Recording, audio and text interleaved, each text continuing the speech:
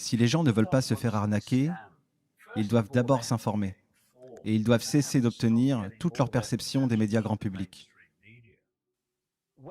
Lorsque vous vous éloignez des sources traditionnelles et que vous regardez des sources alternatives, où les récits sont remis en question au lieu d'être répétés et répétés, alors vous pouvez commencer à voir comment les points se connectent. Que se passe-t-il? C'est le point de la compréhension révélatrice. Vous savez que les médias grand public vous diront que quelque chose se passe. Ils ne vous diront pas avec précision et impartialité pourquoi cela se produit. J'ai cette phrase: connais le résultat et tu verras le voyage. Si vous ne savez pas où le monde est emmené et qui est corrompu, et les techniques de manipulation qui nous y mènent, alors le monde est un endroit aléatoire. Vous regardez un journal et vous lisez les nouvelles, ou peu importe, et beaucoup de choses aléatoires se produisent. Dans cette perspective de perception aléatoire, donner un sens au monde, vous n'y arriverez pas. Quand vous savez où le monde est emmené, vous savez en gros qui nous y emmène et pourquoi les techniques de manipulation pour nous y emmener. Soudainement, le hasard disparaît parce que ce qui est aléatoire pour la plupart des gens devient une séquence d'événements très claire qui nous emmène dans une direction très évidente vers le résultat. L'une des expressions très pertinentes aujourd'hui de ce contrôle mental, ce qu'on appelle le contrôle mental basé sur le traumatisme, est que lorsque quelqu'un est traumatisé, dans un état d'anxiété, dans un état de peur, ils deviennent massivement suggestibles. C'est pourquoi ils utilisent un traumatisme. Cela fait partie de la programmation de l'esprit. Donc ce qu'ils font à l'humanité dans son ensemble, c'est produire des raisons de craindre, des raisons pour un traumatisme, des raisons pour l'anxiété. Et lorsqu'ils ont manipulé les gens dans cet état, ils activent ensuite un contrôle de l'esprit, des suggestions qui y changent la perception. Si vous avez quelqu'un, et beaucoup de gens qui regardent ça auront vu cela dans leur propre existence au cours des derniers mois, si vous obtenez de quelqu'un si traumatisé par un virus mortel, ils deviennent absolument ouverts à la suggestion hypnotique.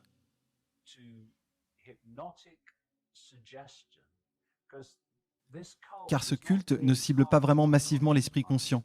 Il cible le subconscient, qui filtre ensuite pour devenir une perception consciente. Ils y ont mis les suggestions et changé la psyché des gens. Ce qui s'est passé, c'est que tant de gens, au cours des derniers mois, ont été mis sous un sort hypnotique. Et en effet, les gens sont soumis à un sort hypnotique toute leur vie. Vous commencez, vous passez par le système éducatif, et puis dans le monde, vous savez, où les médias vous disent tout, c'est un sort hypnotique lancé sur la race humaine. Et quand les gens parlent de réveil, qu'est-ce que cela signifie? Cela signifie qu'ils se réveillent de la transe, ils se réveillent du sortilège. Et donc, je rencontre tellement de gens à cause de ce que je fais, et que disent-ils? Je me suis réveillé. C'est exactement ce qui se passe.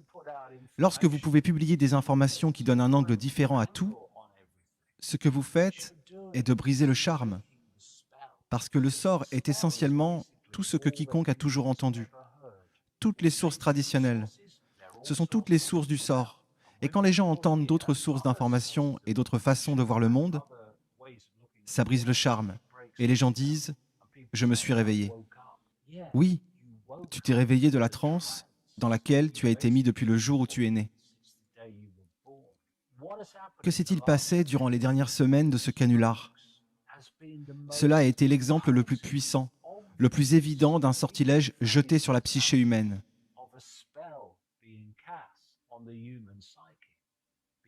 Parce que quelqu'un, tu te sens endormi, leur a dit de le faire. Pas de questionnement, aucune recherche, pas de à qui cela profite. Fais-le, simplement. Pourquoi est-ce que tout est fréquence? Ma voix est maintenant une fréquence. Et la fausseté, le mensonge, la tromperie est une fréquence. La vérité est une fréquence beaucoup plus puissante. Et ils connaissent le pouvoir de la vérité qui circule parce que les gens vibrent avec.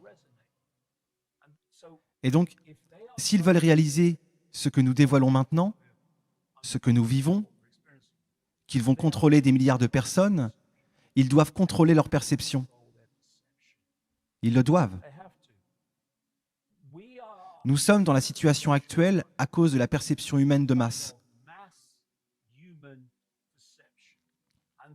Et cette perception permet à un grand nombre de personnes de concéder leur caractère unique, de concéder leur liberté et de s'asseoir dans leur maison, en résidence surveillée, se faisant dire quoi faire par une poignée de personnes. Et l'autre perception est « je peux voir qu'il y a quelque chose qui ne va pas ici ». Mais quelles sont les conséquences pour moi si je dis ça? Ou que je le défie et le conteste? Et cette perception de « quelles sont les conséquences pour moi ?» cela signifie que beaucoup de gens qui ont réalisé que quelque chose ne va pas sont également en résidence surveillée. Et ces deux perceptions sont la raison pour laquelle cela se produit. C'est la perception et la peur des conséquences qui rendent tout cela possible et détruisent les moyens de subsistance indépendants de milliards de personnes.